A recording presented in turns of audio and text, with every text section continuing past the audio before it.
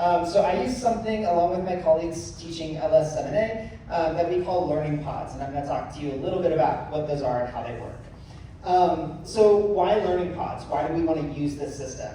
I don't think I probably need to do a whole lot of work to convince you that collaboration between students is important, but here are a couple of references. We know that collaboration between students is important for their academic success, but also it's important for social integration, it's important for feelings of belonging, it's important for helping them succeed on a bigger scale at the university. This is just a little bit of data. This is not my data, but this is from one of those references. Looking at students who were in a cohort over the course of a year-long program. And they looked at social networks between students. So every dot you see here is a student, and the lines represent connections between students. The red lines are study buddy connections.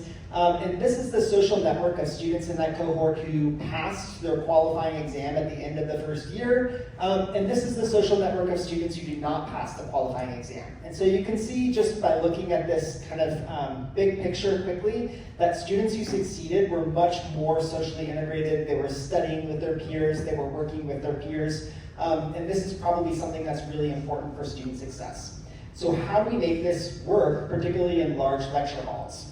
A typical large lecture hall setup might look something like this. We have a professor standing in the front of the classroom and a bunch of students sitting in their seats kind of listening passively. Maybe in an active learning classroom, we might occasionally ask students to do things with each other. We might ask them to turn to their neighbor and talk to each other, work with each other to solve a problem, which is great, but it doesn't necessarily help them form longitudinal connections with each other. Oh, I forgot I had this little animation in here, with all the students thinking whether they're the only one that's confused. And so one way that we've tried to come up with to help students foster longer-term connections in the classroom is we started to group students into stable groups that persist throughout the quarter. And those students, if we have students in a lecture hall, then we have students subdivided into discussion sections. What we'll do is we'll go ahead at the beginning of the quarter and we'll look at students within a discussion section and we will assign them to a learning pod with a few fellow students in their same discussion section who will be in their group for the entire quarter. So they get to develop relationships with them and work with them on a bunch of different assignments throughout the quarter. Let's see. And so this is kind of what the classroom would look like with learning pods. Instead of having an instructor just standing up in front and asking students occasionally to talk to a neighbor, we have students sit in the classroom with their learning pods and work on problems with their learning pods with people that they've established a rapport with, both in lecture and in discussion section and outside of class.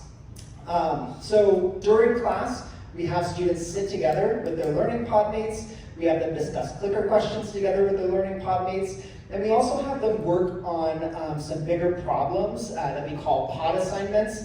We'll give them a little bit more time to work on those more involved problems. And we'll have a different teammate from the learning pod submit on behalf of the learning pod at the end of every lecture for some kind of assignments that are dependent on the whole group working together.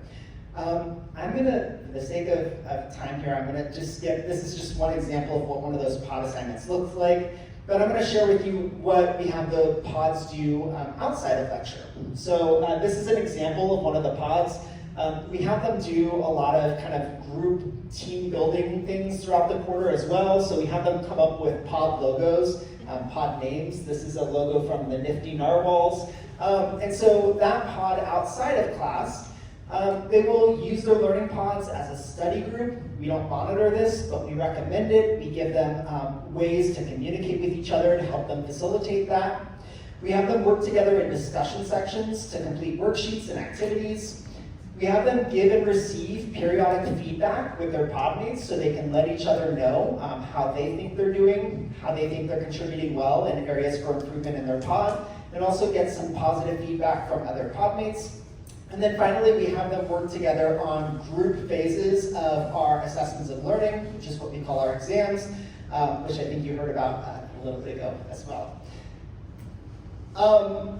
I think it's important to scaffold some kind of group team building exercises in order to make these things work. We can't just throw students into a pod and expect it's going to work. So we do scaffold in, we spend a little bit of time in discussion section to actually have students in their learning pods build learning pod agreements where they think about how they're going to complete assignments together, how they're going to approach deadlines and communication, how they want to work together throughout the quarter. And then we also have additional periods throughout the quarter in discussion section where we'll have them do little reflections with their pod mates and think about how they're working together. We'll have them think about how their personal identities and the things that they bring into the classroom from outside the classroom, how that affects their interactions with their pod mates.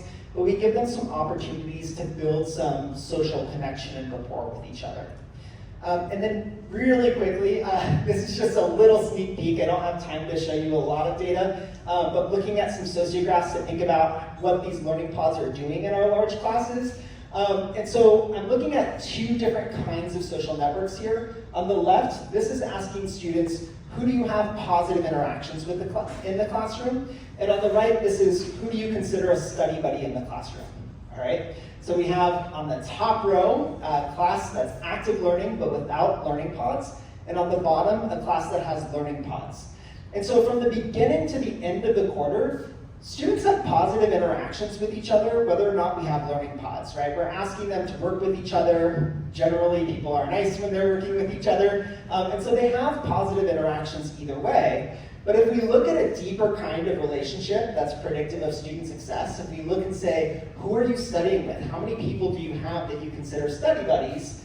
Without learning pods, we see a little bit of an increase throughout the quarter, but with learning pods, we see a much bigger increase in that number throughout the quarter. So these are really helping students to build relationships that are hopefully more meaningful and are going to help promote success for them in the quarter and later on. I know that was a lot in a really brief period of time. I'm happy to talk about logistics for how we do learning pods, acknowledging that there are probably a lot of different ways to do these really well. But if you have any questions or want to try this out, you can feel free to get in touch with me.